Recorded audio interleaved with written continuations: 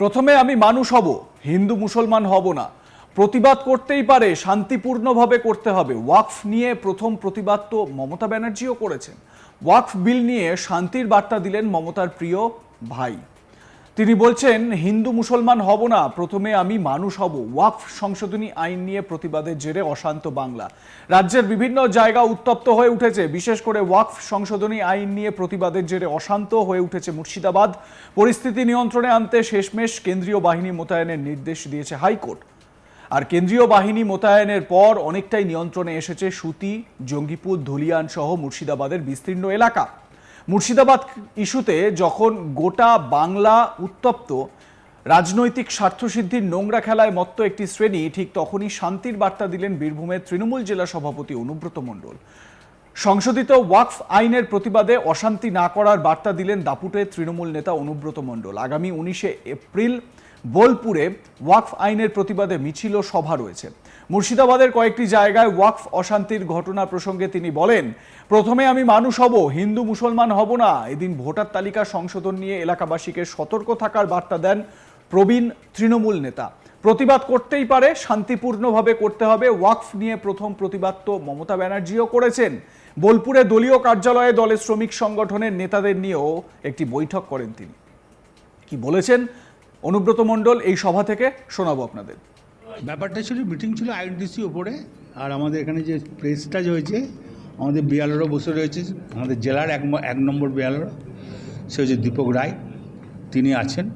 আর সুন্দরভাবে ট্রেনিং হয়ে গেছে, আমাদের বুথে বুথে ট্রেনিং হয়ে গেছে এবং সুন্দর কাজ করেছে আইপ্যাক, এটা অস্বীকার করা যাবে না। সুন্দরভাবে ওরা ট্রেনিং দিয়েছে। আমি বুথের প্রত্যেকটি মানুষকে বলবো, আপনারা ভোটার সংশোধনের যা কাজ হয়েছে আর নতুন করে ভোটার আবার আরম্ভ হচ্ছে, সচেতন থাকুন, ভোটের দিকে নজর দেন। এবং বিয়ালর দীপক রায়কে বলবো, তুমি সবসময় ডিএম অফিসে যোগাযোগ রাখবে, বোলপুর এসডি অফিসে যোগাযোগ রাখবে, সিউড়ি এসডি অফিসে যোগাযোগ রাখবে, রামপুরহাট এসডিপি অফিসে যোগাযোগ রাখবে। এটা ওর কাজ। আর আমাদের বুথ কর্মীদের বলবো, যারা বিয়ালর আছেন, তারা সবসময় কোনো প্রবলেমে পড়লে দীপক রায়কে যেন ফোন করে। তারপরেও যদি না হয়, আমাকে সরাসরি যেন আমার কাছে এসে দেখা করে। হ্যাঁ, উনি বিয়ালর, এক নম্বর বিয়ালর উনি জেলার। দেখুন, ওয়াকফ বোর্ডের মিছিল আছে। আমার বক্তব্য, প্রথমে আমি লোক হব, আমি হিন্দু মুসলমান করব না, আমি মানুষ হব।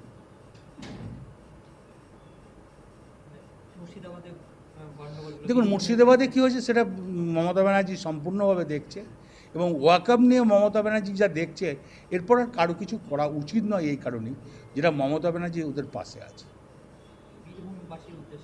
বীরভূমবাসী যখন ওয়াকফ যেখানে যেখানে মিছিল হয়েছে, খুব সুন্দর হয়েছে পরিবেশ, কোনো অশান্তি হয় নাই। বোলপুরেও 19 তারিখে আছে, ওরা ডাকবাংলার স্টেডিয়াম মাঠে মিটিং করবে, কোনো অসুবিধা হবে না।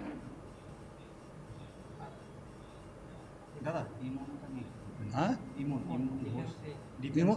ইমন ঘোষ ডিফেন্সে ও আজকে ইন্ডিয়ার ফার্স্ট হয়েছে। আমি ধন্যবাদ জানাই, আমাদের তরফ থেকে আমরা সম্বোধনা দেবো ঠিক টাইমে। এবং দিদি টুইট করেছে, এটা গোটা বাংলার লোক দেখেছে, গোটা ইন্ডিয়ার লোক দেখেছে। আর তো গণ্ডগোল হওয়ার তো কারণ নাই। আমি তো প্রথমেই একটা কথা বললাম, আমরা হিন্দু মুসলমান করব না, আমরা মানুষ হব। না না, প্রতিবাদ ওরা করতেই পারে। ওয়াকফ নিয়ে তো প্রতিবাদ প্রথম মমতা ব্যানার্জি করছে। আমার সহকর্মী শান্তনু হাজরা তার প্রতিবেদনে এই বিষয়ে কি বলছেন শোনাবো আপনাদের। বারংবার ওয়াকফ বিল নিয়ে বারবারই কিন্তু শান্তির বার্তা প্রেরণ করেছেন বীরভূমের তৃণমূল জেলা সভাপতি অনুব্রত মণ্ডল। অনুব্রত মণ্ডল কখনো নলহাটি থেকেও মন্তব্য করেছেন যে মিছিল বের হবে, শান্তিপূর্ণ মিছিল বের হবে।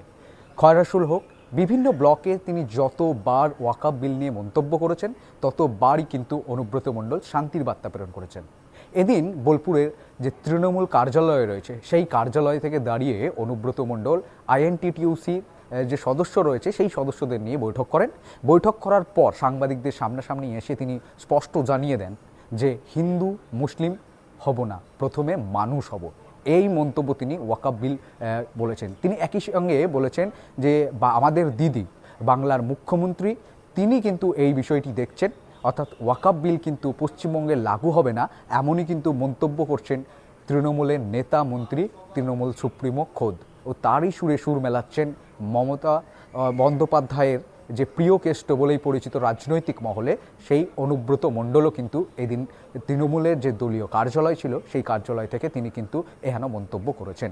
অন্যদিকে ভারতীয় জনতা পার্টি, বাম কংগ্রেস সকলেই কিন্তু অনুব্রত মণ্ডলকে কটাক্ষ আক্রমণ করছেন, কিন্তু তারা এপক্ষে দেখা গিয়েছে ভারতীয় জনতা পার্টি ওয়াকআপ বিলের যে বিরোধিতায় কোনো মন্তব্য করছেন না, তবে বাম কংগ্রেস কিন্তু ওয়াকআপ বিলের বিরোধিতার সঙ্গে করার সাথে সাথে অনুব্রতকে কিন্তু কটাক্ষ বা আক্রমণ করছেন। অনুব্রত মণ্ডল একেবারে সাংবাদিক বৈঠকে সম্মুখীন হয়ে তিনি কিন্তু স্পষ্ট জানিয়ে দেন, প্রথমে মানুষ হব, হিন্দু না, মুসলিম না। এমনই মন্তব্য শোনা গেল বীরভূমের তৃণমূল দলীয় কংগ্রেস কার্যালয় থেকে অনুব্রত মণ্ডলের মুখ থেকে। অর্থাৎ অনুব্রত মণ্ডলের মুখেও সম্প্রীতির বার্তা দিতে চাইছেন অনুব্রত মণ্ডল। যদিও এর আগে অনুব্রত মণ্ডল, মানে তার জেলযাত্রার আগে যে অনুব্রত মণ্ডল, তার মুখে কিন্তু বিভিন্ন সময় ওই চড়াম গুড় বাতাসা, রাস্তায় উন্নয়ন দাঁড়িয়ে রয়েছে, ভোটের আগে এই সমস্ত মন্তব্য শোনা যেত। তো সেইগুলো কি শান্তির বার্তা বা সম্প্রীতির বার্তা, সেই নিয়ে না হয়তো অনেক সময় আলোচনা হয়েছে, সেগুলো নিয়ে কথার অবকাশ থেকে যায়। কিন্তু তিহার পরবর্তী অনুব্রত মণ্ডল পুরোপুরি একেবারে পাল্টে গিয়েছেন। তাকে কিন্তু এই ধরনের আলটপকা মন্তব্য করতে শোনা যায় না, চড়াম গুড় বাতাসা এই সমস্ত মন্তব্য করতে তাকে শোনা যায় না। অনুব্রত মণ্ডল বলছেন যে মমতা বন্দ্যোপাধ্যায় ওয়াকফ নিয়ে যেরকমভাবে আন্দোলন করছেন বা তিনি যেরকমভাবে এগোতে চাইছেন সেটাই হচ্ছে সর্বোত্তম পথ, এবং সবাই ওয়াকফ নিয়ে প্রতিবাদ করতেই পারেন, সেটা তাদের অধিকার, কিন্তু এই ধরনের হিংসা বা এই ধরনের যে বাতাবরণ সেটা না হওয়াই উচিত। তো অনুব্রত মণ্ডল কি বলেছেন আরও একবার শোনাই আপনাদের।